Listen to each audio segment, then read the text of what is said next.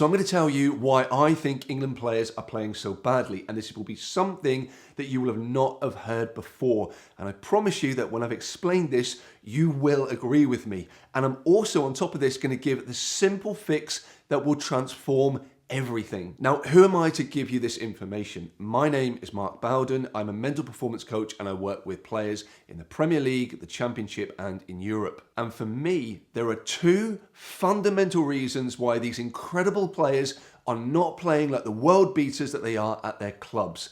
Now, let's pick on one player. Let's pick on Phil Foden. Not because he's been particularly bad, but just because I've got to pick on someone to illustrate this. Now, there is no doubt that he is exceptional, but he's just like the rest of the team. This brilliance he turns out for his club is not being replicated for the England national team. Now, both of the reasons for this failing rely on the notion that Gareth Southgate does have effective patterns of play. So what I mean by this is that when any of the England players have the ball, they know what is expected of them. They know the passes, the movement, all of which is going to get them up the field and ultimately put the ball in the back of the net. Or when they're not in possession, they know how to press, what the triggers are for the press and how they're going to go about it. Now, for me, I think that Gareth is likely to have this very much sorted. So this now brings me on to these two big reasons. And remember, there is a simple fix to this, which I'll come on to. Now, first of all, how many training sessions has Phil Foden had executing these patterns of play for Man City? Hundreds upon hundreds. And like with anything, when you learn something over and over again, it becomes instinctive and automatic. You do it without much conscious thought. And the reason that is so important is for so many reasons. Now, when a decision-making process or a skill is automatic, it takes far less energy to do.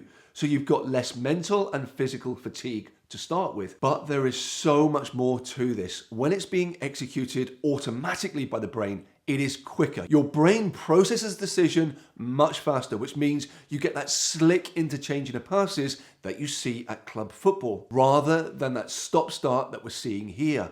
We are seeing England players receiving the ball, then having to consciously think about what next. And now the opportunities are gone. With their club teams, they don't even need to think about it. The ball comes in and they've popped it off instinctively and brilliantly. And another thing around this is that this conscious part of our brain can process around 20 pieces of information at any one time, whereas this unconscious automatic part of our brain can process around 2.2 million pieces of information at any one time.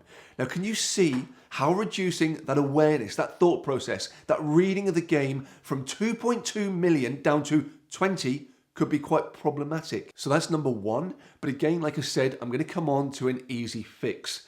But the other issue is the actual players that they're playing with. It falls into what we've just talked about, but rather than just the patterns of play, it's the individual characteristics of the players that they're playing with. So take Foden again. He's learned the individual characteristics of Rodri, Bernardo Silva, all the Man City players, the movements they make, the passes they play. When their body shape is doing something particular, they know then what they're likely to do next or what run they're going to make. Now, they might be an 8 or a 10 or a holding midfielder, but more than that, they are an individual player who has specific characteristics. And when players learn to understand their teammates as effectively as they do their club teammates, we again tap into this unconscious decision making, this unconscious movement, and this unconscious execution. So imagine this 20 versus 2.2 million part of the brain coming into play when England are high up the field.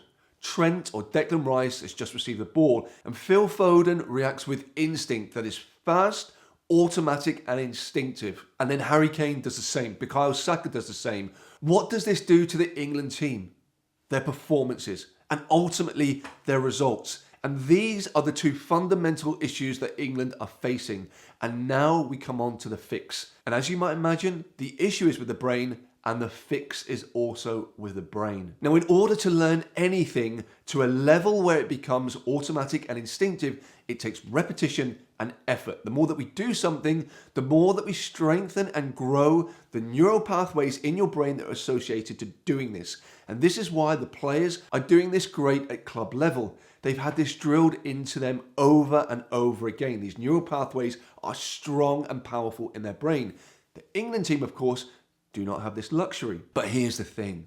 What we know about the brain is that when we visualize doing something, it has a very similar impact upon the brain as physically doing it. It is why piano players will visualize a certain piece of music to improve how they perform doing it. It's because the neural pathways in their brain will be growing and strengthening around this piece of music. Pretty soon, with a combination of physically training it and then the visualization of playing it, they can play it without even thinking, automatically and instinctively. So for me, this is the game changer, and it's why my Fearless Footballer app with the interactive training visualizations on there, it's why this is being used by more than 300 pro players right now. And what the England team need to do is they simply need to design 2 programs for the players. The first one around the patterns of play, and they'll have headphones on and they'll be guided through visualization after visualization, receiving the ball in different areas, maybe playing out from the back, patterns of play further up the field where they're creating and then taking chances, really ingraining this into their brain. Now you could set this up next to the pitch, give them structured visualizations